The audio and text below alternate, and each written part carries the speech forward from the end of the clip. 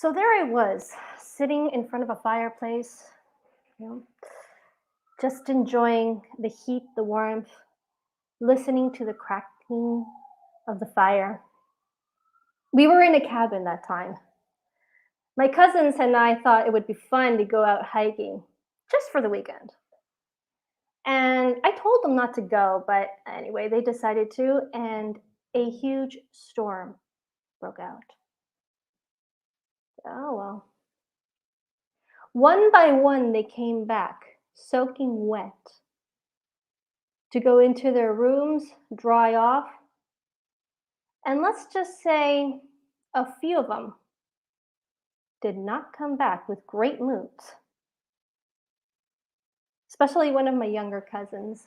Oh man, she was really angry. They kind of dragged her out. So I was there sitting with my cup of cocoa, just enjoying that nice ambience by the fireplace. When she came back, she sat in front of me. She looked at me and she said, "You know what? I've had it. I've had it. I am just so unlucky. I am." I looked at her, remembered what my grandpa said all those years ago. I knew that what I wanted to be. And I told her, you remind me of someone actually, someone who said exactly the same thing. She looked at me with those eyes saying, "You're going to tell me a story, aren't you?" But I didn't care. I was the storyteller. Yeah, you do remind me of a man.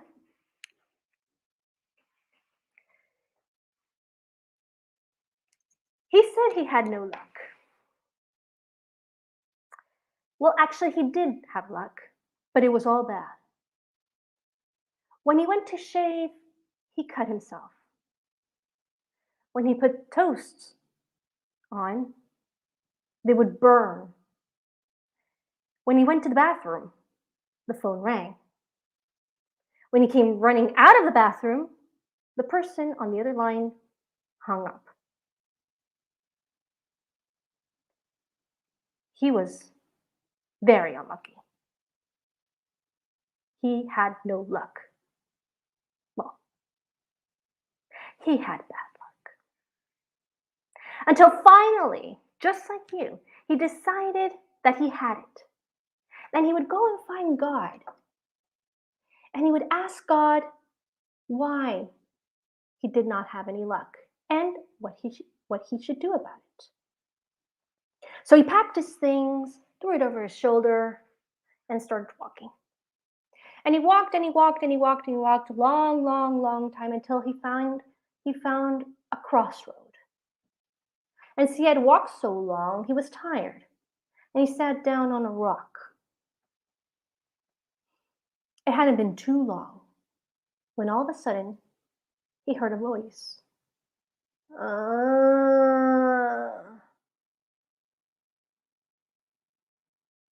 He looked around. He heard it again. Oh.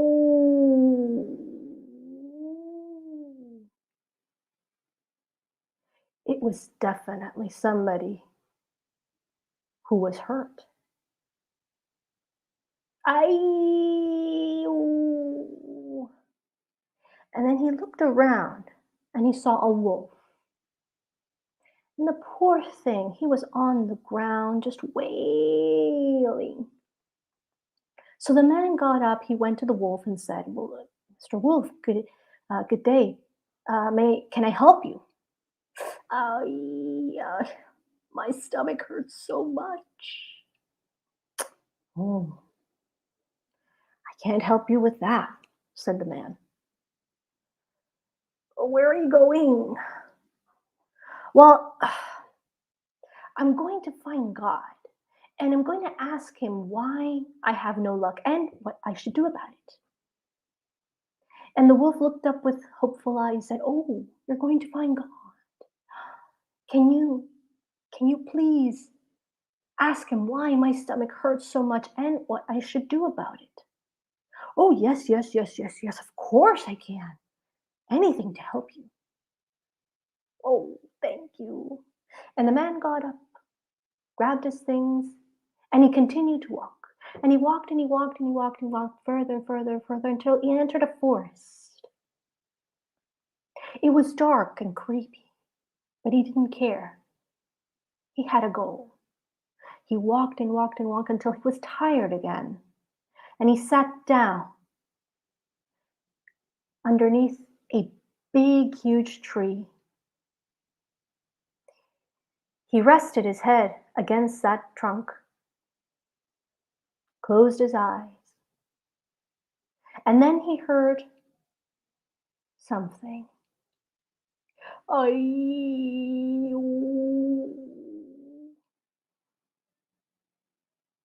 He looked around. Nothing. Ow! He looked to the other side. Nothing. And then he looked up. And there he could see the tree with a face full of pain. Oh!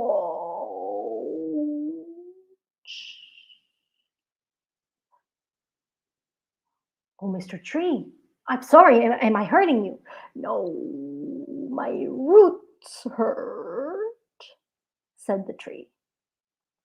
"Oh, well, I'm sorry. I can't help you. I can't stop because I'm going to find God and I'm going to ask him why I have no luck and what I should do about it." "You're going to find God. Can you ask him something for me?" said the tree. "Oh, yes, yes, yes, yes, yes, yes, yes, yes, yes, of course. Please tell me. Can you ask him why my roots hurt so much and what I should do about it?" "Oh, yes, yes, yes, yes, yes, of course, Mr. Tree. I will do that. And good day to you." "Good day," said the tree. And the man left. And he kept walking, walking, walking. He went out of that creepy forest and over hills and through meadows until finally he went up a hill, and on that hill there was a cottage. And as he was getting closer to that cottage, he was going to pass when he heard something right near the door. Oh, it was a woman. And what a beautiful one she was. Fair, beautiful hair, eyes that glowed. She was gorgeous. But she was crying. Oh, oh, and she was grabbing her heart. The man very, very carefully came up to her and said, "Ma'am, are you all right?"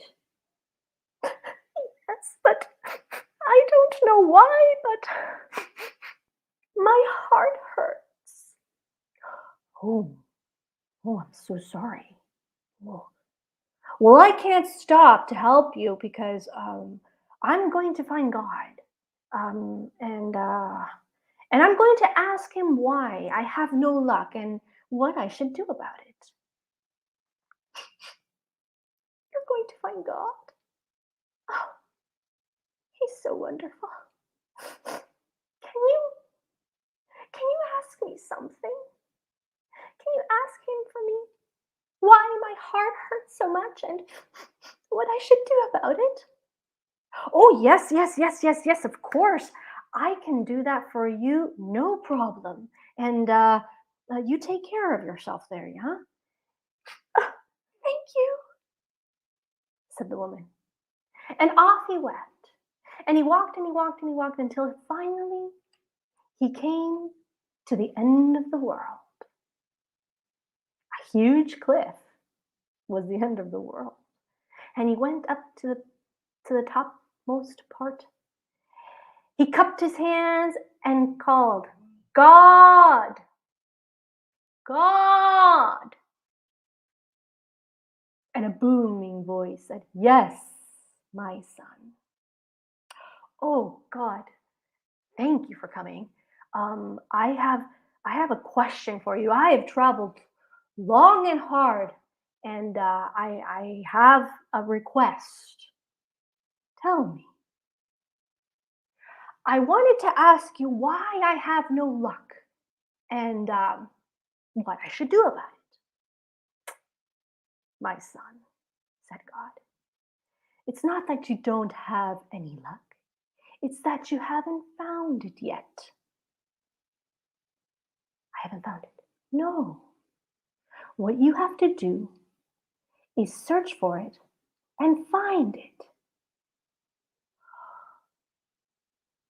Thank you, said the man.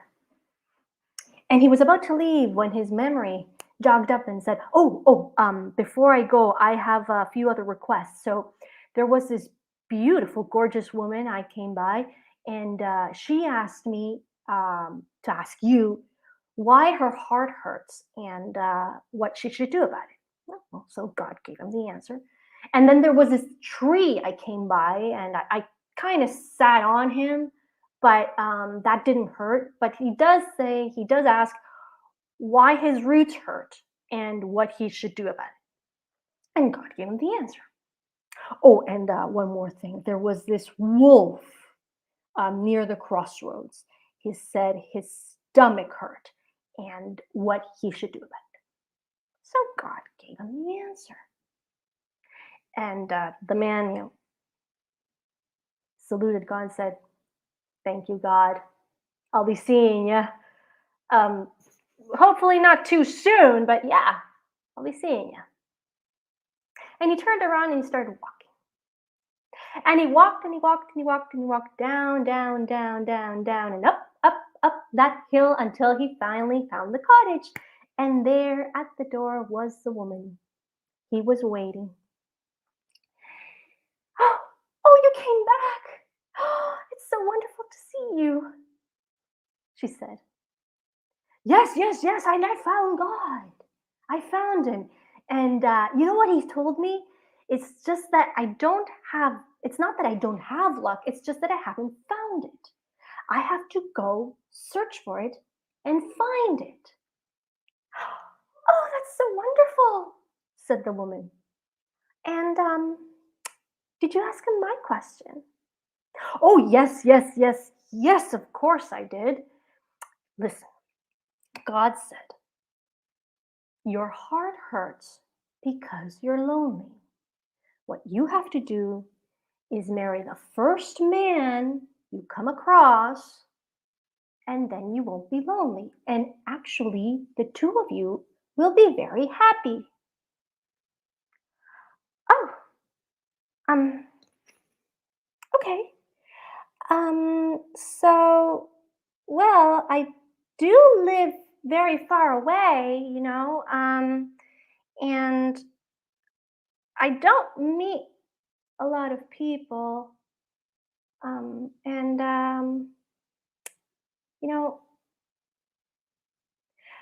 kind of like you. So do you want to marry me? No. I am so sorry. I cannot help you this time.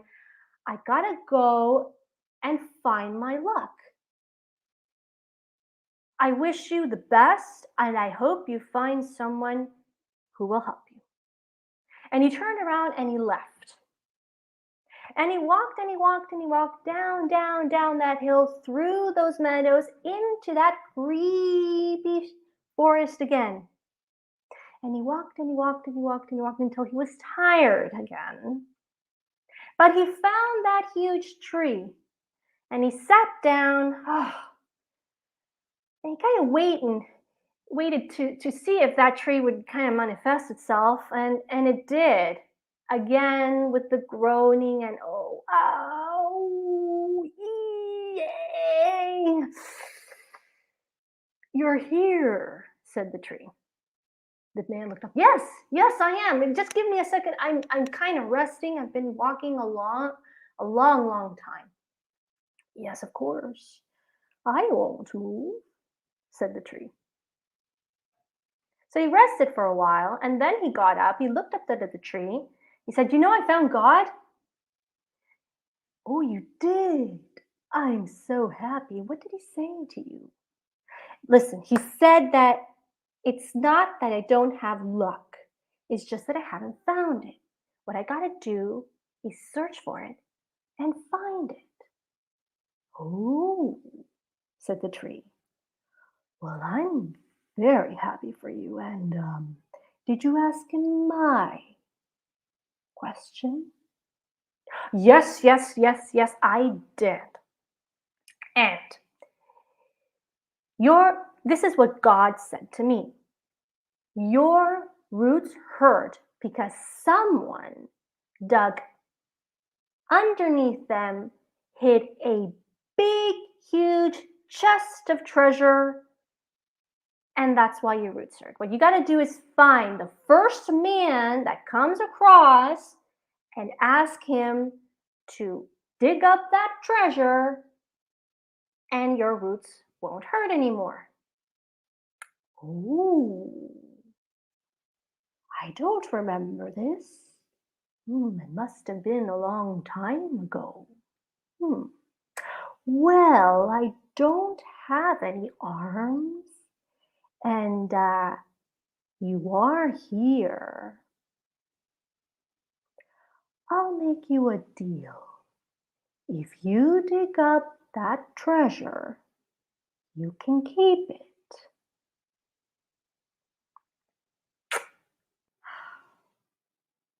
"I'm very sorry," said the man. "I can't help you this time because I gotta go and find my luck. I'm getting late. I'm very sorry. I gotta go. Best of luck to you, and I hope you find somebody to dig up that chest for you." And he turned around and he left.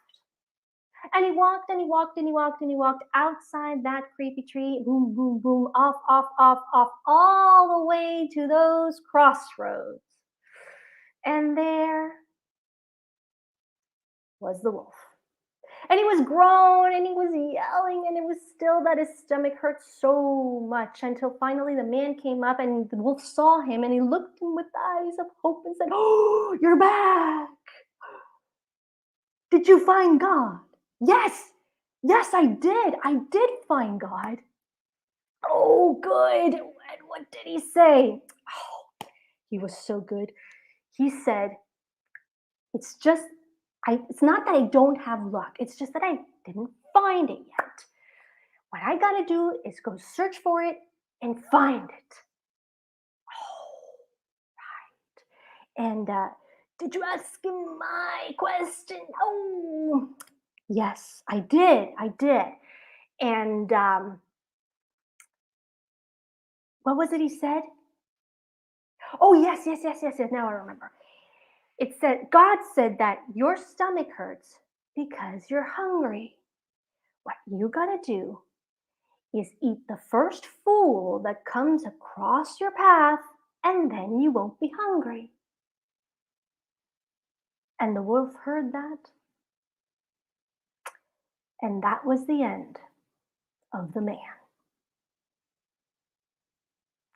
And my cousin was looking at me, and she's like, "Mm-hmm. He should have been grateful for that." I looked at her and said, "Oh, yeah, I guess now. I guess he's in heaven now, because God needed to keep an extra eye on him." But someone else was really grateful too. And who would that be? Said my cousin. "You sure you want to hear a story? Another story?" "Ah, I know you're going to tell me anyway." Well, there was this one person who was really grateful for the little things that she did have. And I think that's something that we should have. I mean, look at this place, this cabin. were sitting down by the fireplace. This couple didn't have that. You see, once upon a time there was a couple out there in Japan, and they were extremely poor. And they aged that way. One day, when he was a very old man, he got up as usual and went down to pick up sticks, for he could no longer chop any wood. He would gather sticks, put them in a bundle, and then take them to sell at the marketplace. He would receive very, very little from that, but it was all he could afford, and they were able to live. But it wasn't enough. So one day he was coming back late with a bundle of sticks when he came across a crane, a poor crane that was trapped near some rocks. One would think, we'll grab the crane, kill it, and eat it.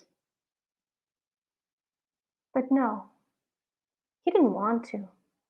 He was a good man, had a kind heart, and wanted to let creatures live until their fullest. So he put down that bundle, he got close, very, very carefully, very close to the crane, and started to take out all these rocks, and then finally, boom, out came the crane, flapping its wings all the way up. And the man looked up and he smiled. Yes, it should have a full life. He grabbed his things and went back to the cottage. At night time, he told his wife what had happened. Hmm, yes, I agree with what you did. No creature should die just like that. Said the old man. A few days later, the couple, in the evening, were huddled together near a fireplace as well, when a big storm started, with lightnings and thunder, rain crashing down. When all of a sudden they heard a knock on the door. The couple looked at each other, wondering who it could be. Might be a stranger who had lost its way. The old man went to the door, opened it, and there was a young, beautiful woman, soaked to the bone, her hair drenched. "I'm sorry," she said. Can you please let me in? I've lost my way." Of course," said the old man. And inside she went. They dried her, gave her new clothes, the clothes that the old woman had. They didn't fit her, but at least they were dry. The three of them sat in front of the fire. The old man served her a cup of tea. "Thank you," she said. "I'm sorry I came just suddenly like this. I didn't know there was a big storm and I've lost my way. Well, actually, I've lost everything," she said. And she told the couple how she had lost her father, her mother, her brothers, her sisters, everybody. And she was actually trying to find a way to the town so that she can do something and earn her living.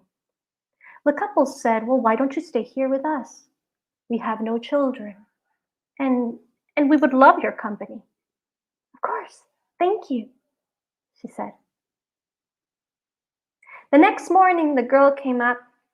She got up and went to prepare breakfast. When she opened the cupboards, there wasn't much that she could do, so she thought of a plan. In another room, there was a weaving machine. Stealthily and very quietly, she started working and created a beautiful cloth. When the old man and the old woman came out for breakfast, they found the girl, who presented them with a beautiful piece of fabric. And she said, "Why don't you try selling this? It could get us some money." The man thanked her, and quickly, after a very, very frugal breakfast, very, very light, he went to the marketplace, and wow, did it sell! He got an extremely great price for that, and he was able to buy some more food and bring it home. That evening, the three of them were laughing and joking around, so happy, their stomachs full, and the place was so, so warm. "Well, I'm going to bed now," she said. "Oh, sleep well, my child." "You called me your child?" "Well, yes," said the old woman. "Of course." I like that," said the young girl. And she went to her bedroom.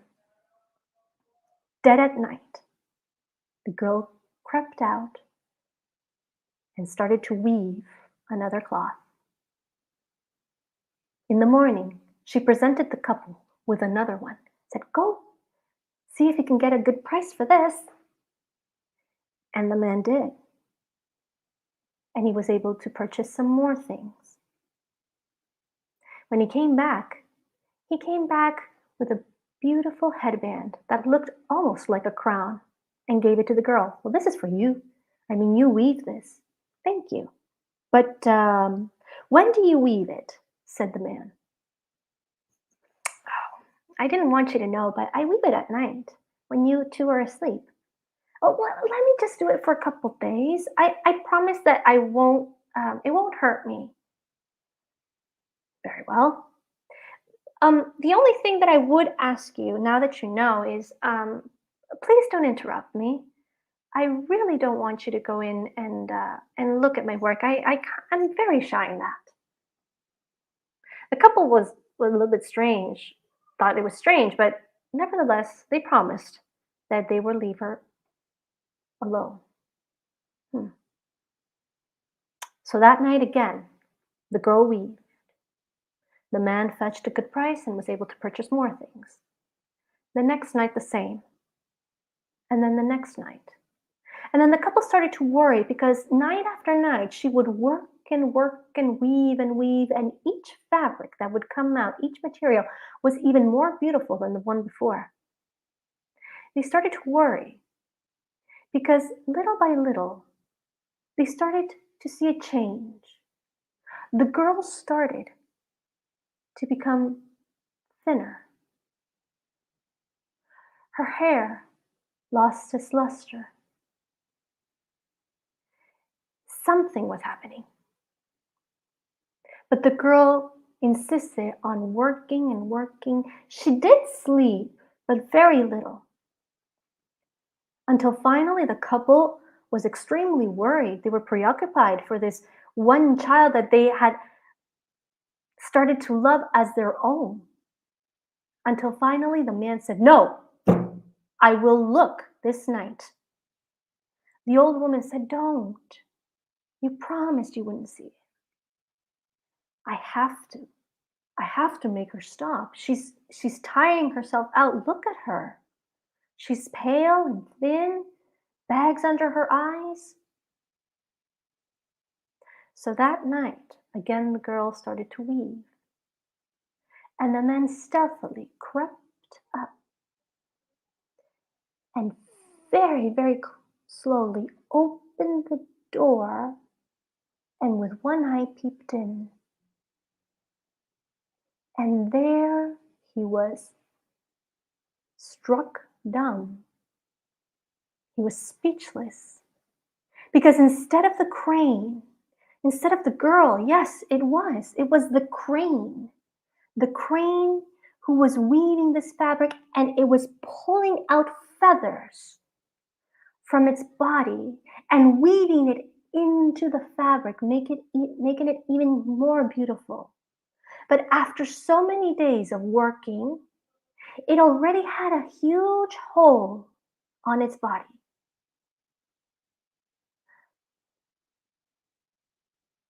The man couldn't believe it. It was the crane that he had saved.